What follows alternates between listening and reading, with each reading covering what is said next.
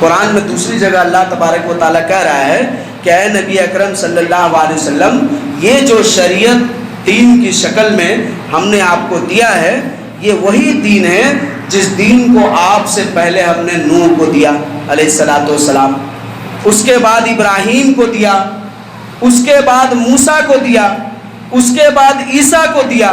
یہ وہی دین ہے جن ان پیغمبروں کو میں نے دیا، آپ کو بھی یہی دین دے رہے ہیں۔ اس آیت میں سورہ شورى کی آیت ہے، اس آیت میں اللہ نے 5 اولو العزم پیغمبروں کو کیا کیا ہے؟ ذکر کیا ہے۔ 5 اولو العزم پیغمبر کون ہیں؟ نوح، ابراہیم، عیسیٰ، موسیٰ اور ہمارے نبی محمد صلی اللہ علیہ وسلم۔ یہ 5 نبیوں کا ذکر کر کے اللہ نے کہا کہ ہم نے آپ کو یہ دین دیا۔ تو اس دین کی کیا خاصیت ہے؟ اب جب آپ پڑھیں گے تو دیکھیں، اس میں 5 انبیاء کا جو ذکر کیا گیا ہے، آپ ان کے دور کو دیکھیں۔ موسیٰ اور فرعون کے لیجئے کہ موسیٰ اور فرعون کے درمیان جب یہ ظلم اور ستم جاری ہوا، وہ اپنے آپ کو خدا کہتا تھا، اللہ نے اس سے نجات دی، اس کے سلطنت کو تہو بالا کیا، اور اس سے پہلے اس کو دعوت دین پیش کی گئی، اس نے اس کا انکار کیا۔ حضرت موسیٰ نے جب معجزات دکھائے تو اس نے کیا کہا؟ یہ تو جادوگری ہے۔ اور ایک بات اور کہتا تھا، کیا کہتا تھا؟ جو آج بھی کہا جاتا ہے، کیا کہتا تھا؟ موسیٰ اور اس کے ہمراہیوں سے نہ ملنا، وہ بدلو دینکم، وہ تمہارے باپ دادا کے دین سے تم کو ہٹا دے گا۔ جیسے ہم لوگ کہتے ہیں وہابی کے پاس مت جانا، نہیں تو تمہارے باپ دادا کے دین سے تم کو دور کر دے گا۔ تو یہ فرعونی لفظ ہے، قرآن نے اس کو ذکر کیا ہے۔ قرآن کیا کہتا ہے کہ موسیٰ کے لوگوں سے اور موسیٰ سے دور رکھنے کے لیے فرعون یہ حکم جاری کیا تھا کہ اس کے پاس مت جانا، نہیں تو تمہارے باپ دادا کے دین سے تم کو دور کر دے گا۔ تو یہ وہ بات کہا کرتا تھا۔ تو پھر کیا ہوا؟ اس نے کہا یہ جادوگری ہے۔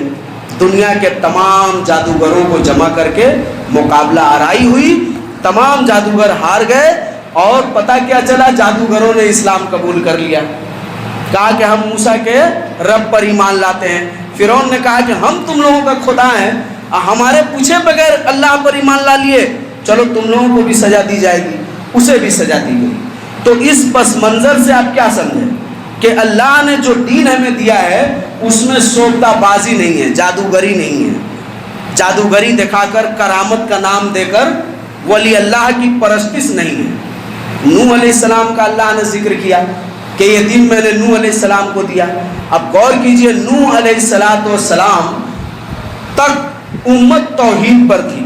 نوح علیہ السلام کے دور میں شرک کا شائبہ پایا گیا، اور وہ شرک کیا تھا؟ کیا تھا؟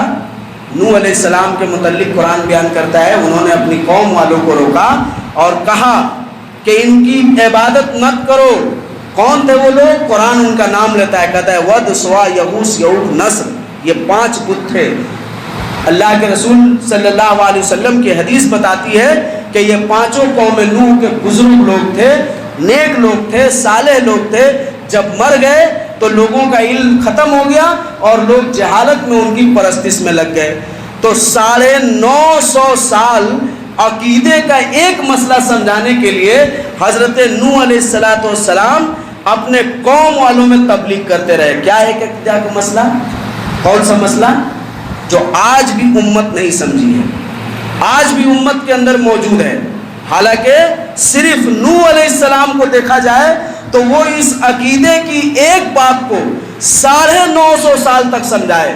جب قوم نہیں سمجھی تو اس کے بعد اللہ نے دنیا کے اندر ایک ایسے سیلاب اور طوفان کو رونما کیا کہ دنیا کی کوئی بھی تاریخ اس کتاب سے، یعنی اس تذکرے سے خالی نہیں ہے، جس کو طوفان نوح کہا جاتا ہے۔ اور وہ کون سا عقیدہ کا مسئلہ تھا؟ آپ میں سے کوئی بتا سکتا ہے؟ بتا سکتا ہے؟ آج بھی امت محمدیہ اس مسئلے میں گرفتار ہے، اصلاح نہیں ہو سکی۔ اور وہ کون سا نقطہ ہے؟ اولیاء پرستی۔ قوم نوح کیا کرتی تھی؟ 5 بزرگوں کو پوجتی تھی، اولیاء پرستی میں مبتلا تھی۔ نوح علیہ السلام یہی 950 سال سمجھاتے رہے کہ بزرگوں کی پرستش سے کچھ حاصل ہونے والا نہیں، بزرگوں کے قبروں پر چادر چڑھانے سے کچھ حاصل ہونے والا نہیں، بزرگوں کے لیے نظر و نیاز دینے سے کچھ حاصل ہونے والا نہیں، بزرگوں کے قبروں کا طواف کرنے سے کچھ حاصل ہونے والا نہیں. جو ہے اللہ ہے. اللہ سے اپنا لو لگاؤ, اللہ سے مانگو, اللہ سے اپنی مرادیں مانگو, آؤ اس کے گھروں کو آباد کرو. لیکن قوم نہیں مانی. تو غور کیجئے کہ کتنی بڑی بات تھی.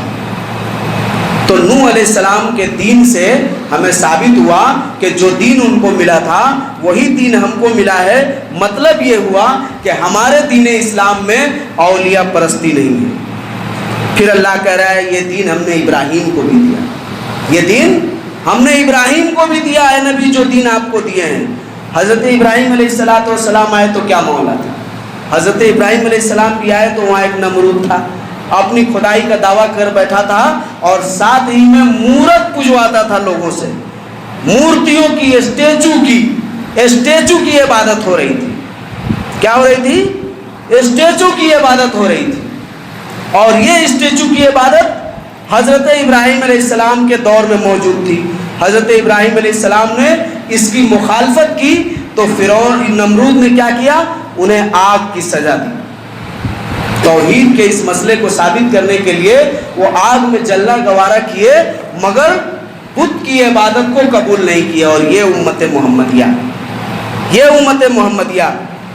یہی علامہ اقبال نے کہا کہ کیا کہتے ہو, جواب شکوہ میں انہوں نے یہی کہا ہے کہ بت شکن پیدر اور بتگر پیسر ہے. پیدر کہتے ہیں فارسی میں باپ کو, اور پیسر کہتے ہیں فارسی میں لڑکے کو.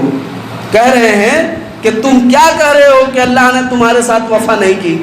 ارے تمہارا باپ جو تھا وہ بت شکن تھا, مورتیوں کو توڑنے والا تھا. سارے مورتیوں کو ابراہیم نے توڑ دیا اور کہا کہ پتہ نہیں کس نے توڑا, پوچھ لو ان بتوں سے اگر یہ بولتے ہیں, پوچھ لو ان بتوں سے اگر یہ بولتے ہیں. تو قوم والوں نے کہا کہ یہ کہاں سے بولیں گے. تو قوم والوں کو کہا, قرآن کہتا ہے کہ جب نہیں بولتے, نہیں سنتے, نہیں کھاتے, نہیں پیتے, تو تم ان کے پیچھے کیوں پڑے ہوئے ہو, کیوں ان سے اپنی مرادیں مانگتے ہو جب تم جان رہے ہو کہ نہیں بولتے. تو بت شکن پیدر تھا, باپ تو میرا بت شکن تھا, مورتیوں کو توڑنے والا تھا. اور پیسر بتگر ہے. پیسر کیا کر رہا ہے, بیٹا کیا کر رہا ہے, بت بنا کے پوج رہا ہے. کبھی تازیہ کے نام پر, کبھی بابا کے مزار کے نام پر, کبھی ڈھولک کے نام پر, کبھی کھچڑا کے نام پر, کبھی ملیدہ کے نام پر, کبھی مٹی کا مورتی بنا رہا ہے, تو کبھی مٹی کا گھوڑا بنا رہا ہے. کربلا سے آ رہا ہے, پتہ نہیں کربلا وہ کب گیا کب آیا, اتنا بڑا پلین کا خرچہ اس کو کہاں سے مل گیا. تو یہ ہے ہماری حالت. تو ابراہیم علیہ السلام کو جو اللہ نے دین دیا وہ یہ ثابت کرتا ہے کہ دین اسلام میں مورت کی عبادت نہیں ہے, چاہے وہ مورت کسی شکل میں ہو, تعزیہ کے شکل میں ہو. یہ ہمارے علماء جو ہم کو کہتے ہیں کہ یہ پتہ نہیں کیا ہے, اور اپنے یہ علماء پتہ نہیں یہ شیعہ ہیں کہ سنی ہیں, یہ شیعہ ہیں یا سنی ہیں, ملیدہ بھی کھاتے ہیں, فاتحہ بھی کرواتے ہیں, نظر و نیاز بھی تعزیہ پر کرواتے ہیں, اور جلسہ ذکر نام کے نام پر خوب ڈکرتے بھی ہیں, آ کے کہتے ہیں ہم سنی مسلمان ہیں. کیسے سنی مسلمان ہیں؟ ایسے سنیت کا تو تمہارے کتابوں میں بھی دلیل نہیں ہے. سنیوں کی تمام کتابوں میں لکھا ہے, سنیوں کی تمام کتابوں میں, یہ میں نہیں کہتا وہابی بھی اپنے آپ کو سنی کہتا ہے, بریلی بھی اپنے آپ کو سنی کہتا ہے, دیوبندی بھی کہتا ہے. تو یہ سب کی کتابوں میں لکھا ہے کہ حضرت حسین رضی اللہ تعالی عنہ کے قتل میں یزید کا کسی بھی طرح ہاتھ نہیں ہے, نہ تو سازشی طور پر, نہ سامنے آ کر مارنے کے طور پر. یہ سنیوں کی کتاب میں ہے. اس کا قبول اعلیٰ حضرت بھی کرتے ہیں تمہارے. اور شیعوں کی کتاب جب نکالو گے تو شیعوں کے 17 اتھینٹک کتابوں میں, جس کو وہ لوگ ریفرنس بناتے ہیں, علامہ طبرسی کی جلال العیون دیکھیے, امام کشف الغمہ دیکھیے, یہ امام کمی کی, اس طرح کے جتنی 17 کتابیں, تاریخ یعقوبی یہاں سامنے رکھا ہوا ہے, تاریخ مسعودی رکھا ہوا ہے, شیعہ علماء کی لکھی ہے, مستند ریفرنس کتاب ہے. ان سب کتابوں میں بھی یہی لکھا ہے کہ حضرت حسین رضی اللہ تعالیٰ عنہ کے قتل میں نہ سازشی طور پر, نہ سامنے آ کے مارنے کے طور پر, دونوں طرح سے یزید شامل نہیں ہے. تو اب آپ بتائیے کہ اب کیا ہے, آپ سنی ہے کہ شیعہ ہیں؟ کیونکہ آپ کے سنی علماء نے بھی گواہی دے دی اور شیعوں نے بھی کہہ دیا. تو آپ ہیں کیا؟ آپ ہیں خارجی. خارجی. اور یہ خارجی کون ہے؟ جن کو کہا گیا رافضی. اور یہ رافضی وہی ہے جو اسلام کے دشمن ہیں، صحابہ کے دشمن ہیں، صحابہ کو گالی دیے ہیں اور اہل سنت والجماعت کو مختلف دوروں میں بدنام کرتے رہے. جیسے کہ مثال اس کی کہ جب ایک شیعہ عالم نے کتاب لکھی تو علامہ ابن تیمیہ رحمۃ اللہ علیہ نے اس کی کتاب کا پورا تیاں پانچا کر دیا منہاج السنہ لکھ کر کے. یہ صحابہ کرام، یزید، معاویہ سب کے اوپر لکھا گیا تھا. اس کا جب انہوں نے جواب لکھا تو اہل سنت والجماعت کو کہا گیا کہ یہ اہل سنت والجماعت نہیں، یہ تیمی ہے. دوسری کتاب محمد بن عبد الوہاب نے لکھی. جب محمد بن عبد الوہاب نے کتاب التوحید لکھی تو کتاب التوحید کے بعد صوفیوں نے کہا کہ یہ لوگ وہابی ہیں. یہ لوگ کیا ہیں؟ وہابی ہیں.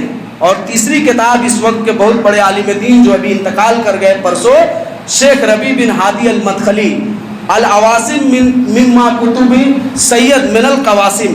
یہ سید کتب جو اخوان المسلمین باہر کے ممالک میں ایک گروپ ہے اور یہاں کے ممالک میں اس کے کام کو چلانے والی جماعت اسلامی ہے. میں برملا کہتا ہوں، کسی بھی جماعت اسلامی کو دم خم نہیں ہے کہ وہ آ کے ہم سے اس پر بات کر لیں. وہ بالکل یہی وہ خارجی جماعت ہے. جب یہ کتاب لکھی گئی تو اس کے وجہ سے کیا کہا گیا کہ اب وہابی کیا ہو گیا؟ مدخلی ہو گیا. اب وہابی پہلے کیا ہوا؟ تیمی ہوا. یہ اہل سنت والجماعت ہی ہے جو اہل الحدیث ہے. اس کو مختلف دور میں مختلف لقب دیا گیا ہے ان کے دشمنوں کی جانب سے. تو غور کرنے والی بات یہی ہے کہ اللہ نے جو کہا کہ ہم نے ابراہیم کو جو دین دیا وہی دین تمہارا ہے.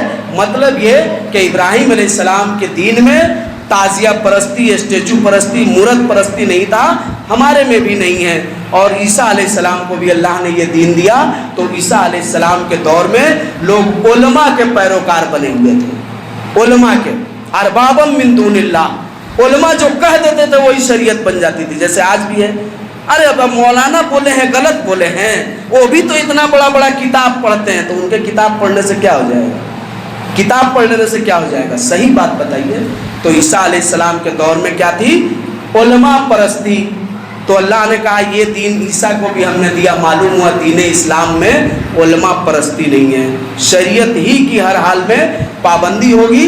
آخر میں اللہ سے دعا ہے کہ اللہ ہم کو اس حقیقت کو سمجھنے اور اس ماہ محرم کی اہمیت اور اس کے حرمت کو سمجھنے کے ساتھ ساتھ اس پر عمل کرنے کی توفیق عطا فرمائے اور یہ لغویات سے بچائے اور ہمیں پکا سنی بچائے، نقلی سنی نہ بنائے جو سنیت کا نام لے کر شیعت کا ڈھونگ رچتے ہو.